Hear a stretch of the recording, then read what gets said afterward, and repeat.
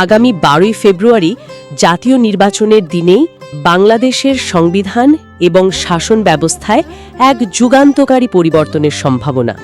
একটি গণভোট হতে যাচ্ছে। ভোটারদের সামনে প্রশ্ন একটাই, এই সনদ বাস্তবায়নে তাদের সমর্থন আছে কিনা, এবং উত্তর হবে শুধু হ্যাঁ অথবা না। এটা কিন্তু আসলেই একটা বড় ব্যাপার, কারণ এই একটি হ্যাঁ অথবা না এর ওপর নির্ভর করছে দেশের ভবিষ্যৎ সাংবিধানিক গতিপথ। মোট 84টি সংস্কার প্রস্তাব, যার মধ্যে 47টি সরাসরি সংবিধানের সাথে জড়িত। বর্তমানে শুধু সংসদের 2/3 সংখ্যাগরিষ্ঠতা থাকলেই সংবিধানের প্রায় সবকিছু বদলে ফেলা যায়।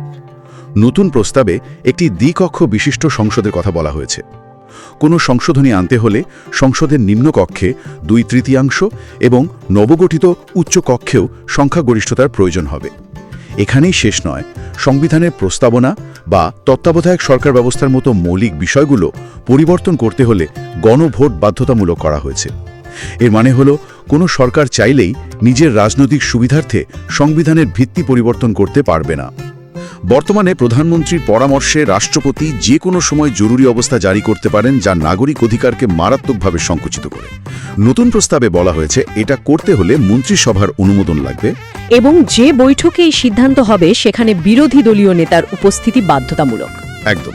তার মানে বিরোধী দলের মতামত উপেক্ষা করে বা সংসদকে পাশ কাটিয়ে একক সিদ্ধান্তে জরুরি অবস্থা জারি করা কার্যত অসম্ভব হয়ে পড়বে। শুধু তাই নয়, আরও একটি বড় রক্ষা কবচ যোগ করা হয়েছে। জরুরি অবস্থাতেও সংবিধানের 35 অনুচ্ছেদে বর্ণিত বিচার ও দণ্ড সংক্রান্ত নাগরিক অধিকারগুলো, মানে এক অপরাধের জন্য একাধিকবার শাস্তি না দেওয়া বা নিজের বিরুদ্ধে সাক্ষ্য দিতে বাধ্য না করা, কোনোভাবেই খর্ব করা যাবে না। এটা নাগরিক স্বাধীনতার জন্য হিউজ একটা ব্যাপার। রাষ্ট্রপতি নির্বাচন প্রক্রিয়া নিয়েও তো একটা বড় পরিবর্তনের কথা বলা হচ্ছে।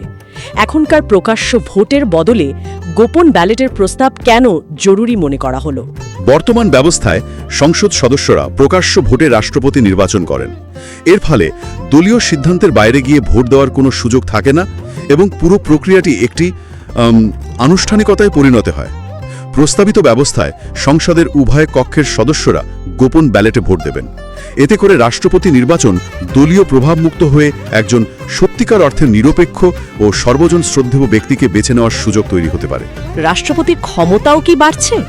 বেশ কিছু গুরুত্বপূর্ণ নিয়োগের ক্ষেত্রে তাকে আর প্রধানমন্ত্রীর পরামর্শের উপর নির্ভর করতে হবে না। হ্যাঁ, এটা রাষ্ট্রপতি পদটিকে শুধু আলংকারিক না রেখে একটি কার্যকর সাংবিধানিক ভারসাম্য রক্ষাকারী প্রতিষ্ঠানে পরিণত করার চেষ্টা। জাতীয় মানবাধিকার কমিশন, তথ্য কমিশন বা আইন কমিশনের মতো অতীব গুরুত্বপূর্ণ সাংবিধানিক সংস্থাগুলোতে নিয়োগের ক্ষমতা সরাসরি রাষ্ট্রপতির হাতে দেওয়ার প্রস্তাব করা হয়েছে। এতে এই প্রতিষ্ঠানগুলোর স্বাধীনতা বাড়বে। রাষ্ট্রপতির ক্ষমা প্রদর্শনের অধিকারেও তো একটা বড় নৈতিক পরিবর্তন আনা হয়েছে, যেখানে ভুক্তভোগীর মতামতকে গুরুত্ব দেওয়া হচ্ছে। এটা বিচার ব্যবস্থার জন্য একটি যুগান্তকারী প্রস্তাব। এখন রাষ্ট্রপতি কোনো অপরাধীকে ক্ষমা করতে চাইলে ক্ষতিগ্রস্ত ব্যক্তি বা তার পরিবারের সম্মতি লাগবে। এটি বিচার ব্যবস্থায় ভুক্তভোগীর অধিকারকে স্বীকৃতি দেয় এবং ক্ষমতার যথেচ্ছ ব্যবহারকে রোধ করে। নতুন নিয়ম অনুযায়ী একজন ব্যক্তি তার জীবনে 2 মেয়াদের বেশি, অর্থাৎ মোট 10 বছরের বেশি প্রধানমন্ত্রী থাকতে পারবেন না।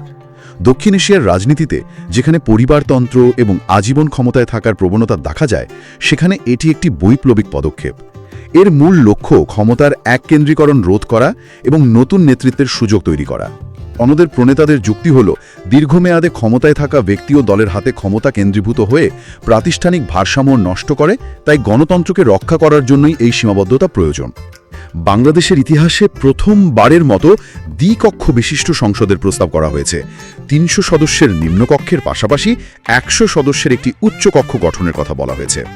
অনেকটা যুক্তরাজ্যের হাউস অব লর্ডস বা ভারতের রাজ্যসভার মতো এই উচ্চকক্ষ আইন প্রণয়নের ক্ষেত্রে একটি পর্যালোচনা স্তর হিসেবে কাজ করবে, যাতে তাড়াহুড়ো করে বা সংখ্যাগরিষ্ঠতার জোরে কোনো ত্রুটিপূর্ণ আইন পাশ না হয়ে যায়। এই উচ্চকক্ষের গঠন প্রক্রিয়াটাও তো বেশ আকর্ষণীয়। এখানে আনুপাতিক প্রতিনিধিত্বের কথা বলা হয়েছে। এর মানে কি? এর মানে হলো, নির্বাচনে কোনো দল মোট ভোটের যে শতাংশ পাবে, উচ্চকক্ষে তারা সেই অনুপাতে আসন পাবে। যেমন কোনো দল যদি সারা দেশে 10% ভোট পায় কিন্তু আসন কম পায়, তারাও উচ্চকক্ষে 10টি আসন পাবে। এর ফলে ছোট দলগুলো যারা নির্বাচনে ভালো ভোট পেলেও আসন জেতে না, তাদেরও সংসদে প্রতিনিধিত্ব করার সুযোগ তৈরি হবে। এটি সংসদকে আরও বেশি প্রতিনিধিত্বমূলক করে তুলবে। এছাড়া সংসদে আরও কিছু কাঠামোগত পরিবর্তনও আছে, যেমন ডেপুটি স্পিকারের পদটি বিরোধী দলকে ছেড়ে দেওয়া, যা সংসদে একটা ভারসাম্য আনবে। যে কোনো আইন প্রণয়নের ক্ষেত্রে সংসদ সদস্যরা দলীয় হুইপের বাইরে গিয়ে নিজের বিবেক বা এলাকার মানুষের মতামত অনুযায়ী ভোট দিতে পারবেন। এতে তাদের সদস্যপদ বাতিল হবে না। এটা সংসদ সদস্যদেরকে দলের আজ্ঞাবহ কর্মীর বদলে প্রকৃত জনপ্রতিনিধি হিসেবে কাজ করার সুযোগ দেবে। বাংলাদেশের রাজনৈতিক বাস্তবতায় দলীয় সরকারের অধীনে নির্বাচনের গ্রহণযোগ্যতা নিয়ে যেহেতু বারবার প্রশ্ন উঠেছে, তাই সরকারি ও বিরোধী দলের মতামতের ভিত্তিতে একটি নির্বাচনকালীন তত্ত্বাবধায়ক সরকার গঠনের প্রস্তাব করা হয়েছে। লক্ষ্য একটাই, একটি অবাধ ও সুষ্ঠু নির্বাচনের পরিবেশ তৈরি করা, যেখানে সব দল সমান সুযোগ পাবে। প্রধান বিচারপতি নিয়োগের ক্ষেত্রে এখন থেকে শুধুমাত্র আপিল বিভাগের জ্যেষ্ঠ বিচারপতিদের মধ্য থেকেই নিয়োগ করতে হবে। এতে রাজনৈতিক বিবেচনায় বা পছন্দের ব্যক্তিকে নিয়োগ দেওয়ার সুযোগ কমে যাবে।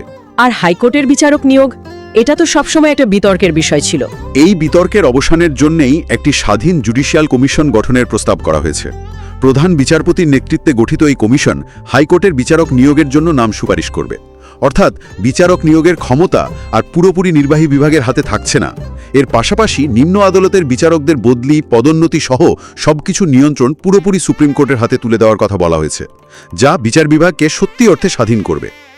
এবং প্রথমবারের মতো ন্যায়পাল নিয়োগের একটি সুস্পষ্ট প্রক্রিয়া বেঁধে দেওয়া হয়েছে। স্পিকারের নেতৃত্বে প্রধানমন্ত্রী, বিরোধী দলীয় নেতা, প্রধান বিচারপতি সহ একটি কমিটির মাধ্যমে ন্যায়পাল নিয়োগ করা হবে।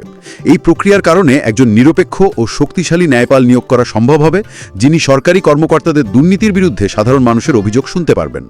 দুদক, পিএসসি, নির্বাচন কমিশনের মতো সংস্থাগুলোতে নিয়োগের জন্য যে সার্চ কমিটি হবে, সেখানেও বিরোধী দলের অংশগ্রহণ নিশ্চিত করার কথা বলা হয়েছে।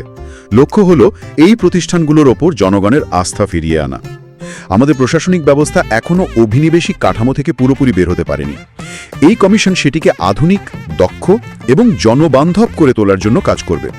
আরেকটি চমৎকার প্রস্তাব হল শিক্ষা ও স্বাস্থ্য খাতের জন্য আলাদা সরকারি কর্ম কমিশন বা পিএসসি গঠন করা। এতে এই বিশেষায়িত খাতগুলোতে আরও যোগ্য জনবল নিয়োগ দেওয়া সহজ হবে। ভৌগোলিক অবস্থান ও প্রশাসনিক সুবিধার কথা বিবেচনা করে কুমিল্লা ও ফরিদপুর নামে দুটি নতুন বিভাগ গঠনের প্রস্তাবও রয়েছে। এটি প্রশাসনিক সেবা মানুষের আরও কাছাকাছি নিয়ে যাওয়ার একটি প্রচেষ্টা। একদিকে ক্ষমতার বিকেন্দ্রীকরণ, প্রতিষ্ঠানের স্বাধীনতা, অন্যদিকে রাজনৈতিক দলগুলোর মধ্যে কিছু বিষয়ে ভিন্নমত, সব মিলিয়ে এটি একটি বিশাল কর্মযজ্ঞ।